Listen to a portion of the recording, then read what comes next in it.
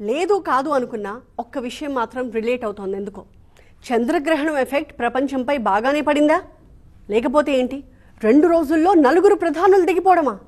France ప్రధాని François రాజీనామా, Thailand ప్రధాని షిన్వత్రా రాజీనామా, జపాన్ ప్రధాని ఇషిబా రాజీనామా, ఇక నేపాల్ ప్రధాని ఓలీ కూడా రాజీనామా. ఇదంతా కోఇన్సిడెన్స్ అంటారా? I don't think so. ఆ విషయాన్ని పక్కన పెడితే నేపాల్ తగలబడ్డాన్ని ఖచ్చితంగా సీరియస్గానే తీసుకోవాలి భారత్. పొరుగింటికి అంటుకున్న నిప్పు మనల్ని కాల్చేయకపోయినా ఆ సెగైతే తగులుతుందిగా. పైగా చుట్టూ మంటలు, మధ్యలో మనం. నాడు శ్రీలంక, నిన్న బంగ్లాదేశ్, నేడు నేపాల్. నిత్యం రావణ కష్టంలా ఇంకొక వైపు పాకిస్తాన్ ఉండనే ఉంది. ఇలా చుట్టూ ఉన్న దేశాల్లో అశాంతి రేగితే ఇండియాకి ప్రాబ్లం రాదా? ఖచ్చితంగా వస్తుంది. ఇంతకీ ఎలా వస్తుంది? ఆ దేశాలు తగలబడిపోతే భారత్కి జరిగే నష్టం ఏంటి? ఆ కంప్లీట్ అనాలిసిస్ ఇవాల్టి బర్నింగ్ టాపిక్లో.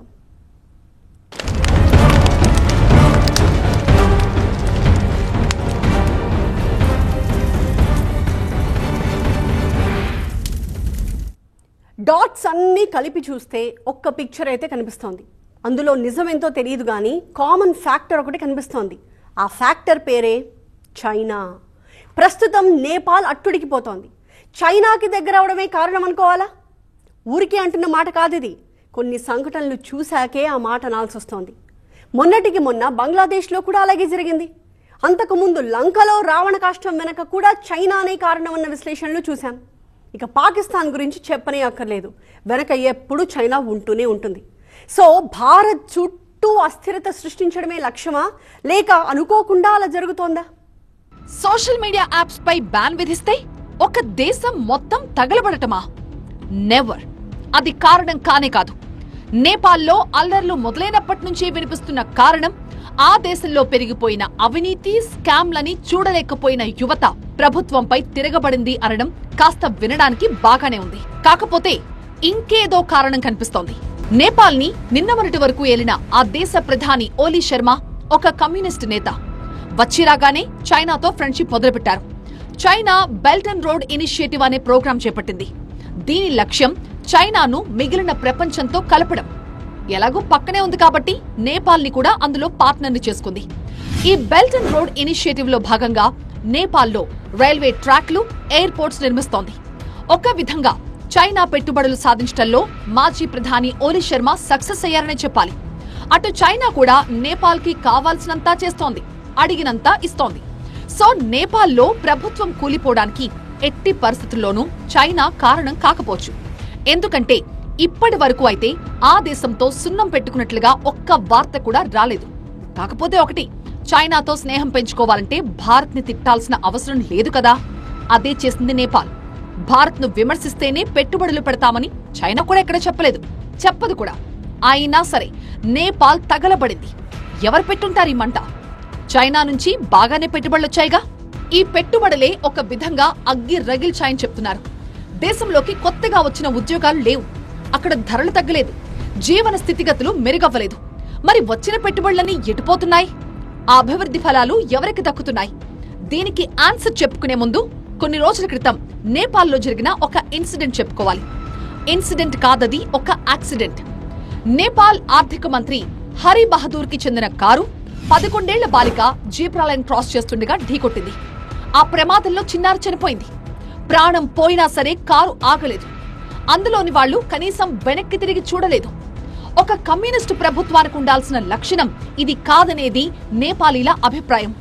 దానికి తోడు నెపోటిజం. అక్కడి రాజకీయ నాయకుల వారసుల్ని అందలమెక్కించే ప్రయత్నం జరిగింది. నిన్న మొన్నటి వరకు సెకండ్ హ్యాండ్ కార్లు, బైక్లలో తిరిగిన వాళ్లు ఇప్పుడు హై ఎండ్ కార్స్ లో తిరుగుతున్నారు. పబ్బులు, క్లబ్బులు, వారి విలాస జీవితాలు బహిరంగంగానే కనిపిస్తున్నాయి నేపాలీలకి. పైగా తమ దర్జా దర్పాన్ని దాచుకోకుండా సోషల్ మీడియాలో పోస్ట్ చేయడం మొదలుపెట్టారు.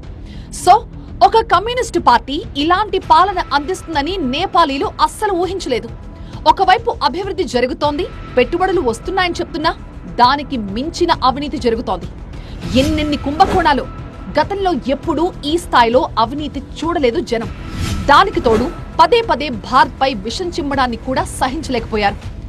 ఆదిపురుష్ లాంటి సినిమాల్ని బ్యాన్ చేయాలని కొందరు, రాముడు భారతీయుడు కాదని ఇంకొందరు, భారత భూభాగాల్ని కలుపుతూ మ్యాపులు, ఇవన్నీ స్థానికులలో వ్యతిరేకతను తీసుకొచ్చాయంటున్నారు. మొన్నటిదాకా నేపాల్కు సాయం అందించింది భారతే. అలాంటి భారత్ను అక్కడి పాలకులు, కొందరు యాక్టివిస్టులు విమర్శించడం బహుశా నచ్చలేదేమో. ఈ అసంతృప్తులన్నీ కలిపి ఓలీ ప్రభుత్వాన్ని కూలదోశాయి. నేపాల్లో జరిగినట్టే మొన్న బంగ్లాదేశ్లోనూ జరిగింది. ప్రభుత్వ రంగ ఉద్యోగాల్లో 3వ వంతు 1971లో పాకిస్తాన్తో యుద్ధంలో పాల్గొన్న మాజీ సైనికుల బంధువులకిచ్చేలాగా రిజర్వేషన్లు తీసుకొచ్చారు. దీన్ని వ్యతిరేకిస్తూ విద్యార్థులు ఆందోళనకు దిగారు. ప్రభుత్వ ఉద్యోగాల నియామకం టాలెంట్ ఆధారంగా ఉండాలి, కానీ ఎప్పుడో చనిపోయిన వారి కుటుంబాలకు ఇవ్వడమేంటంటూ ఎదురు తిరిగారు. నిజానికి ఒక చిన్న ఆందోళనతో సమసిపోవాలి ఆ ఉద్యమం. కానీ అప్పటి ప్రధాని షేక్ హసీనానే దేశం నుంచి తరిమేంత స్థాయికి వెళ్లిపోయింది. రిజర్వేషన్లపై అప్పటి ప్రభుత్వం వెనక్కి తగ్గినా సరే ఆందోళనలు, అల్లర్లు ఆగలేదు. మైనారిటీలపై, ముఖ్యంగా హిందువులపై విపరీతమైన దాడులు జరిగాయి. ఆ అల్లర్లలో 1000 మందికి పైగా అమాయకులు చనిపోయారు.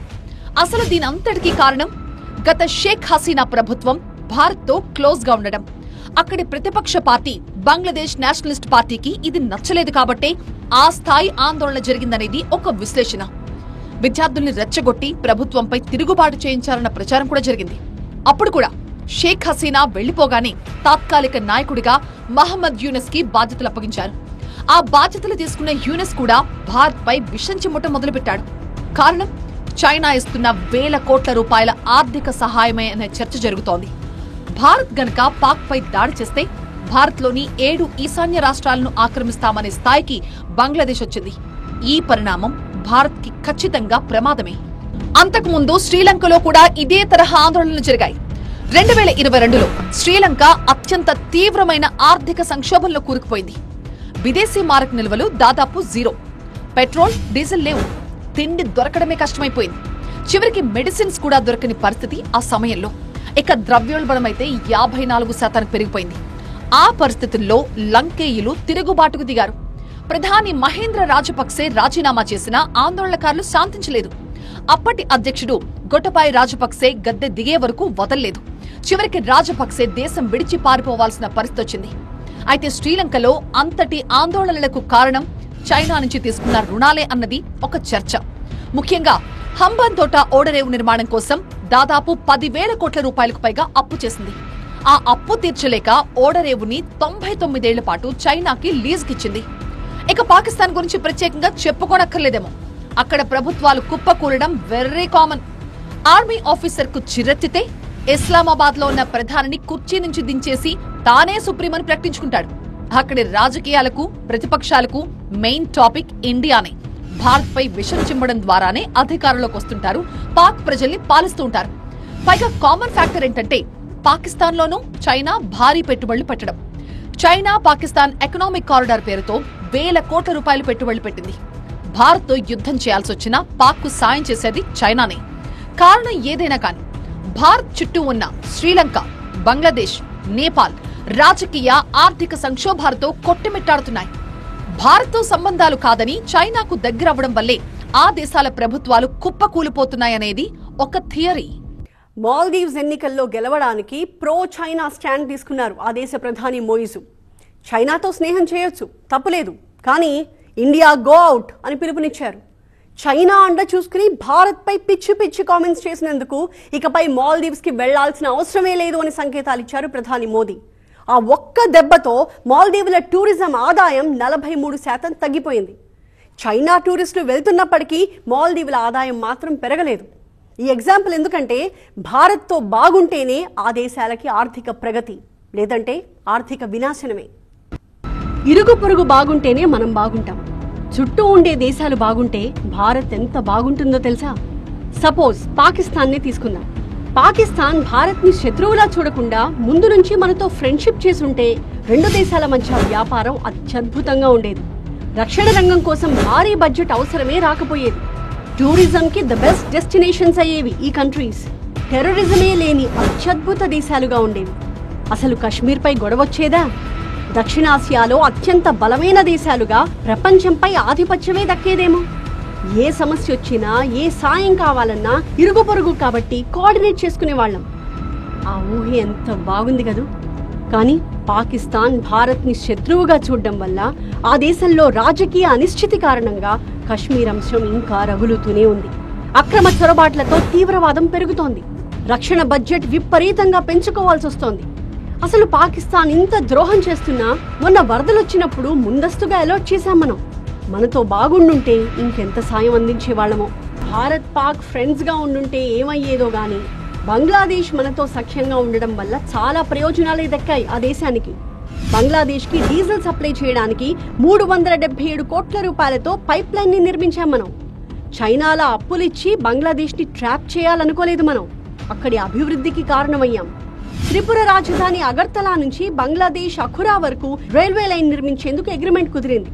ఆర్టిఫిషియల్ ఇంటెలిజెన్స్ నుంచి అత్యాధునిక వ్యవసాయ పద్ధతులపైన బంగ్లాదేశ్ కి సాయం అందిస్తూనే వచ్చాం. దీంతో పాటు న్యూక్లియర్ టెక్నాలజీలో సాయం అందిస్తామని చెప్పాం. అయినా సరే చైనా చెప్పినట్టే వింటోంది ఆ దేశం. బంగ్లాదేశ్లో రాజకీయ సంక్షోభం తలెత్తినా అది చైనా మాట విన్నా భారత్కే నష్టం. ఎందుకంటే చైనాకి అర్జెంటుగా పోర్ట్స్ కావాలి. పాకిస్తాన్, శ్రీలంక, మయన్మార్లలో పోర్ట్లను తన కంట్రోల్లో పెట్టుకోవడానికి కారణం అదే. అలాగని వ్యాపారానికి కాదు, సమయం వచ్చినప్పుడు చుట్టుపక్కల పోర్ట్స్ నుంచి భారత్ ని టార్గెట్ చేయడానికి. బంగ్లాదేశ్లోని చిట్టగాంగ్ పోర్ట్ చైనా చేతికి చిక్కితే భారత్ పై నలువైపుల నుంచి దాడి చేయడానికి చైనాకు అవకాశం దొరుకుతుంది. అందుకే బంగ్లాదేశ్ బాగుండడం భారత్కి అవసరం. 4 దేశాలు మధ్యనున్న పెద్ద భారతదేశంతో తగు పెట్టుకోవటం, దానివల్ల అగ్ర పవర్లతో చైనాతో లేకపోతే రష్యాతో లేకపోతే అమెరికాతో సంబంధాలు పెట్టుకుని ఏదో రకంగా భారత్ని వ్యతిరేకిద్దామని ఆ ప్రయత్నాల్లో గత 75 సంవత్సరాలు టైం వేస్ట్ చేసుకున్నారు. ఆర్థిక వ్యవస్థ పాడైపోయింది. అగ్ర పవర్లు అనేవాళ్ళు కొంతవరకు చేస్తారు, తర్వాత వదిలేస్తారు. అది నేపాల్ ఏంటి, పాకిస్తాన్ ఏంటి, బంగ్లాదేశ్, శ్రీలంక. అన్నిటికంటే ముఖ్యం ఏంటంటే భారతదేశానికి గత 80 సంవత్సరాలు ఎలక్షన్ జరగటం, పీస్ఫుల్ ట్రాన్స్ఫర్ ఆఫ్ పవర్, ఓడిపోయాక హక్కులు ఇంకోలికి ఒప్పజెప్పటం శాంతిపూర్తంగా భారతదేశంలో జరుగుతుంది. ఈ 4 దేశాల్లో జరగట్లేదు. భారత్తో బంగ్లాదేశ్ బాగుంటే మరో ప్రయోజనం కూడా దక్కుతుంది. రోహింగ్యాల వలసలు ఆపచ్చు. ప్రస్తుతం మయన్మార్ నుంచి బంగ్లాదేశ్ మీదుగా బెంగాల్లోకి వచ్చేస్తున్నారు రోహింగ్యాలు. వీళ్లు దేశ భద్రతకి ముప్పు అనేది భారత్ వాదన. సో రోహింగ్యాలను బంగ్లాదేశ్ బార్డర్లోనే కట్టడి చేయాలంటే పొలిటికల్ గా కూడా ఆ దేశంతో స్ట్రాంగ్ రిలేషన్స్ ఉండాలి. జస్ట్ 3,000 ఇస్తే చాలు, మనుషులని బంగ్లాదేశ్ నుంచి భారత్లోకి చేరవేస్తారు స్మగ్లర్లు. డ్రగ్స్ స్మగ్లింగ్, మహిళలు పిల్లల అక్రమ రవాణా ఆగాలన్నా, టెర్రరిజం బంగ్లా బార్డర్ దాటకుండా ఉండాలన్నా బంగ్లాదేశ్ భారత్తో సఖ్యంగా ఉండాల్సింది. ఇప్పుడు నేపాల్ అల్లకల్లోలంగా ఉంది. అక్కడి పౌరులు ప్రాణాలతో సురక్షితంగా ఉండాలంటే వెంటనే కనిపించే దేశం భారతే. ఆ వలసదారులంతా భారత్లోకి ప్రవేశించే ప్రమాదం ఉంది. ఇప్పటికే బంగ్లాదేశ్ నుంచి అక్రమంగా వలస వచ్చిన వాళ్లున్నారు. ఒకవైపు రోహింగ్యాలు తిష్టవేశారు. వీళ్ళంతా ఆధార్ కార్డులు సంపాదించి ఎలక్షన్ కార్డులు కూడా తీసుకున్నారు. ఇది దేశ భద్రతకే ప్రమాదం. ఇప్పుడు నేపాలీలు కూడా వస్తే తెలియకుండానే భారత్ పై ప్రభావం పడుతుంది. ఏమో అసలు నేపాలీలే వస్తారో ఆ ముసుగులో దేశ వ్యతిరేక శక్తులు వస్తాయో ఎవరికి తెలుసు. సో ఆ ప్రమాదం రాకుండా ఉండాలంటే నేపాల్ చల్లగా ఉండాలి. ఆ దేశంతో సంబంధాలు కూడా మనకి బాగుండాలి. నేపాల్లో జరుగుతున్న ఈ యొక్క మరి సివిల్ అన్రెస్ట్, స్టూడెంట్ అన్రెస్ట్, ముఖ్యంగా స్టూడెంట్స్ యాజ్ ది లీడర్షిప్, విద్యార్థి నాయకత్వంలో ప్రెసిడెంట్ ఓలీ, అక్కడ prime minister, Nepali prime minister Oli వాళ్ళ కుటుంబానికి సంబంధించి అదొక కమ్యూనిస్ట్ పార్టీకి సంబంధించిన బ్యాక్గ్రౌండ్ ఉండటము. ఇక శ్రీలంక, అక్కడి రాజకీయాలు తమిళనాట ప్రభావం చూపిస్తూ ఉంటాయి. ఒకనాడు ఎల్టీటీఈ చాలా యాక్టివ్ గా ఉంది శ్రీలంకలో. ఆ దేశానికి సాయం చేయబోయి ఏకంగా మన దేశ ప్రధానిని పోగొట్టుకోవాల్సి వచ్చింది. అందులోనూ రక్షణ పరంగా కూడా భారత్ శ్రీలంక మధ్య సత్సంబంధాలు బాగుండాలి. ఆల్రెడీ చైనా ఇచ్చిన అప్పులు శ్రీలంకని ఇంకా వెంటాడుతున్నాయి. అక్కడి పోర్ట్లను చైనా దక్కించుకోకుండా ఉండాలంటే శ్రీలంక ఆర్థికంగా ఎదగాలి. ఆ దేశ రాజకీయ పరిస్థితులు కూడా బాగుండాలి. సో శ్రీలంక బాగుంటేనే భారత్కి కూడా బలం. నేపాల్ గాని చుట్టుపక్కల ఉన్న ఏ దేశమైనా గాని అక్కడి ప్రభుత్వాలు కూలిపోవాలని ఎప్పుడూ కోరుకోదు భారత్. అవి బాగుంటేనే భారత్ కూడా బాగుంటుంది. చిన్న దేశాలు కాబట్టే ఎప్పుడూ రాజకీయ సంక్షోభాలు ఎదురవుతూ ఉంటాయా? నేపాల్, బంగ్లాదేశ్, శ్రీలంక, టిబెట్, భూటాన్, కొన్ని ఆఫ్రికన్ కంట్రీస్, ఈ దేశాలను చూస్తుంటే అలాగే కనిపిస్తుంది. అదే నిజమైతే మరి జపాన్ కూడా చిన్న దేశమేగా. అయితేనే అభివృద్ధిలో ఘనం. సింగపూర్ అలాగే యూరప్లోని కొన్ని దేశాలు చిన్నవే కానీ డెవలప్మెంట్లో సూపర్. మరేంటి తేడా? కొన్ని దేశాలు తమ రాజకీయ ఆధిపత్యం కోసం ప్రజలను పావులుగా వాడుకోవడమే. నేపాల్, బంగ్లాదేశ్ లాగా. నేపాల్ని తీసుకుంటే గత 10 ఏళ్లలో 8 మంది ప్రధానమంత్రులు మారారు. రాచరికాన్ని కాదని ఏరికోరి ప్రజాస్వామ్య పాలనను తెచ్చుకున్నారు. ప్రత్యేక రాజ్యాంగాన్ని కూడా రాసుకున్నారు. కానీ ఏం లాభం? నేపాలీలకు తమ పాలనతో చుక్కలు చూపించారు. రాచరికం పోయాక 2008 తర్వాత ప్రజాస్వామ్య ప్రభుత్వం వచ్చాక ఏకంగా 14 ప్రభుత్వాలు మారాయి. మరి ప్రజల్లో విసుగురాక ఇంకేం వస్తుంది? నేపాల్ పాలకులకు కావాల్సిందల్లా రాజకీయమే తప్ప ప్రజా సంక్షేమం కాదు. దశాబ్దం కిందట నేపాల్ని భారీ భూకంపం వణికించింది. 9,000 మంది చనిపోయారు. 30 లక్షల మందికి ఇప్పటికీ ఇళ్లు లేవు. పోనీ వచ్చిన ప్రజాస్వామ్య ప్రభుత్వాలు ఆదుకున్నాయా అంటే అదీ లేదు. నేపాల్లో ఉన్న యువతలో దాదాపు 40% మంది ఇతర దేశాలకు వలసపోయారంటే ఎంత దుర్భర పరిస్థితులున్నాయక్కడ. నేపాల్లోని 65% కుటుంబాలు విదేశాల్లో ఉన్న తమ వాళ్లు పంపించే డబ్బుతోనే బతుకుతున్నాయంటే ఇంతకంటే దారుణం ఉంటుందా? నేపాల్ అంతర్గత అప్పులు జీడీపీలో 22%, విదేశీ అప్పులు జీడీపీలో 24.56%. ఇక నిరుద్యోగం అయితే 20%కి పైగానే. ఇలాంటి పరిస్థితులుంటే ఏ చిన్న అవినీతి చేసినా, ఆ అవినీతి సొమ్ముతో పేదవాళ్ల పక్కనే డాబు దర్పం చూపించినా ఆగ్రహం కట్టలు తెంచుకోదు. అదే జరిగింది నేపాల్లో. వసుధైక కుటుంబం ఒక్కటే ప్రపంచ సమస్యలన్నిటికీ పరిష్కారం.